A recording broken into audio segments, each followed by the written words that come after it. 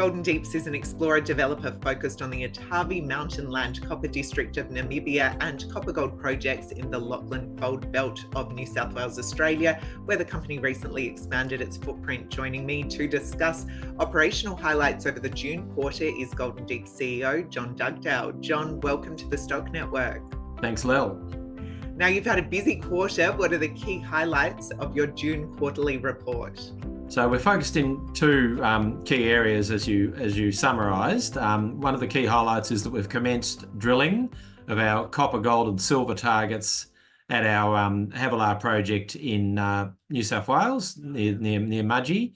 Now, this is quite an important milestone for us because we've been working up these copper, gold, silver targets for a number of months, and it's in an area which is really a world-class terrain for these sorts of deposits. The Cadia Ridgeway mine is a world-class mine, and the North Parks and Lake Cowal deposits are similar scale types of deposits. Now, those projects are in volcanic belts. There's 4 volcanic belts in New South Wales. Those are in the other 3. We're in the 4th one. And the only reason I think that we haven't made, there hasn't been a major discovery in the belt that we're in, the Rockley Goolgong belt on the east, is because the targeted rocks aren't as well exposed. So we've used geophysics, gravity, magnetics, and more recently induced polarization geophysics to highlight a series of targets. There is outcropping copper mineralization that we're going to be drilling under as well, but we see these targets developing just below surface where the IP geophysics indicates that we've got potential sulfide accumulations. Now, the drilling's started. It's chugging away with diamond drilling. We'll be reporting results as they come to hand, but the program's going well, and we're going to be testing both the surface outcropping copper and silver mineralization, as well as these subsurface IP anomalies, and hopefully we're on top of quite a big system. The other highlight was the acquisition of these, or the entering into a joint venture over the Acros and Crown tenements. Now, these tenements adjoin our Havilah project where we're drilling and can cover extensions of the highly prospective volcanic rocks that we're targeting. So we see that as quite a strategic potential acquisition as we earn equity in those tenements, and this will expand our number of targets that we have to test in that area.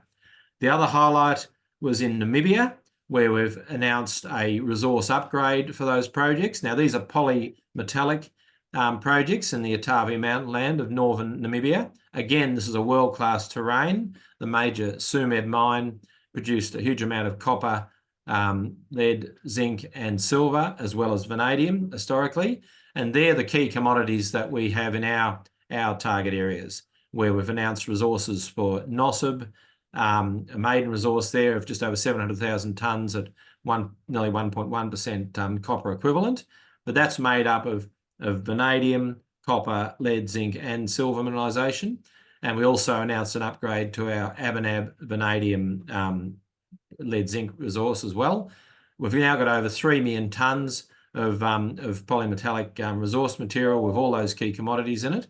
And we're now looking at putting together a scoping study on the development of the near surface vanadium enriched ores. But on top of that, our key projects in Namibia we look to be on the top of quite significant copper silver targets. We've got sulfide mineralisation over very significant widths at Nosib, over 40 metres of mineralisation, and we've also intersected some very thick zones of copper silver mineralisation at our Kusub Springs target.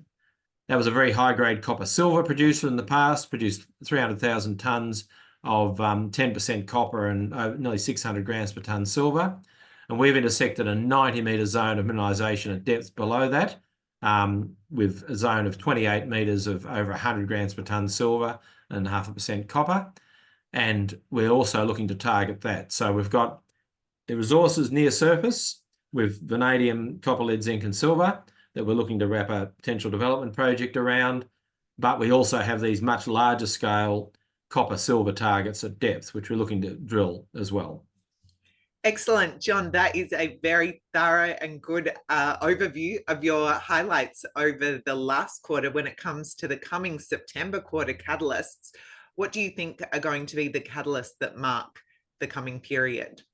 Okay, so obviously we hope to get positive drilling results from our drilling that's ongoing at our Havilah project in central New South Wales. So ongoing news flow from that program. We'll look to commence work on the joint venture ground, which covers immediate extensions of those mineralised rocks, so soil sampling and potentially further geophysics. And then in Namibia, we're looking to drill test extensions of the high-grade copper silver mineralisation we've intersected previously in a couple of different zones, and also progress the development studies as well, looking at that near-term development option with the high-grade vanadium. Well, Jon, thank you very much for the overview. It's been a busy quarter for Golden Deeps, and look forward to what's to come in the coming quarter ahead. Thank you, Lel.